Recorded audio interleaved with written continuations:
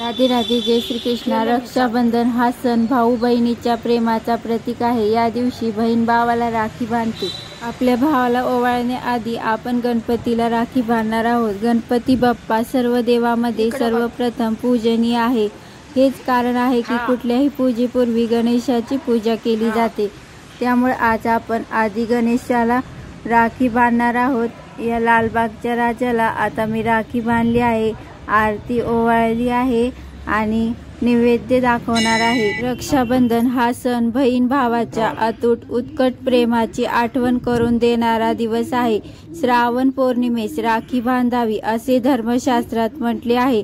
या विधीस पवित्रोपण असेही म्हणतात। भावाला उत्कर्ष व्हावा, आपल्या भावाने आपले रक्षण करावे यामागची मंगल मनोकामना असते। महाभारतात भगवान श्रीकृष्णाने चुकून आपल्याला सुदर्शन चक्रावरील बोट कापले गेले।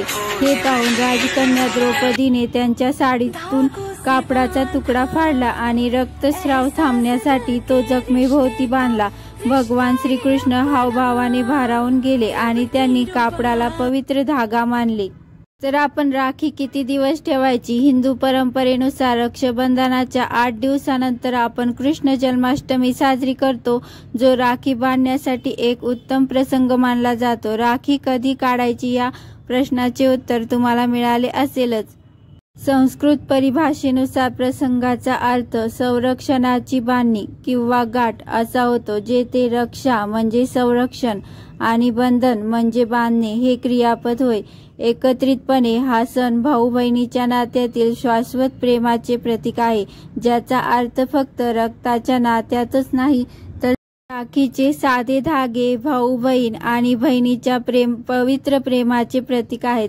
जेव्हा एखादी बहीण आपल्या भावाला मनगटावर राखी बांधते तेव्हा तिच्या भावाप्रती भाव वाहतात। ही त्याला जीवनातली सर्व सुखे मिळावी हीच मनोकामना असते। रक्षाबंधन म्हणजे हातातली राखी साक्षी मानून आपल्या बहिणीचे सदैव रक्षण करण्याचे वचन देणे। काही प्रांतात नौकर आपल्या मालकाला, ब्राह्मण आपल्या यजमानाला, मुलगी आपल्या वडिलांना आणि पत्नी नवऱ्याला राखी बांधते।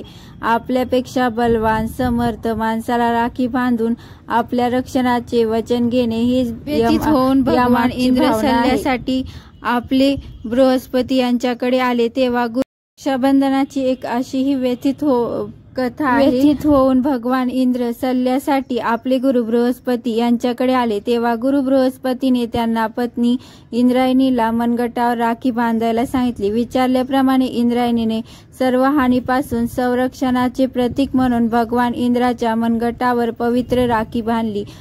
तेव्हापासून हा सण साजरा केला जातो। यम आणि यमुना, यमराजाची बहीण यमुना हिने त्याला राखी बांधली आणि त्याला अमृतत्वाचे वरदान दिले। देवी मनसा आणि वासुकी, देवी मनसाचा भाऊ नागराज वासुकी आहे। वासुकी हा शिवाचा पुत्र आहे। रक्षाबंधन साजरे करण्यापूर्वी मनसा देवीचा भाऊ वासुकीला राखी बांधली जाते। त्याचप्रमाणे राजा बळी आणि माता लक्ष्मी श्री हरिविष्णूला राजा बळीच्या बंधनातून मुक्त करण्यासाठी माता लक्ष्मीने राजा बळीला राखी बांधली होती। तेव्हापासून पण रक्षाबंधनाचा सण प्रचलित झाला आहे। राजा बळीचे रक्षण करण्याचे वचन दिले। तुम्हाला माझा रक्षाबंधनाचा व्हिडिओ कसा वाटला ते तुम्ही नक्की सांगा। थँक्यू, धन्यवाद। राधे राधे।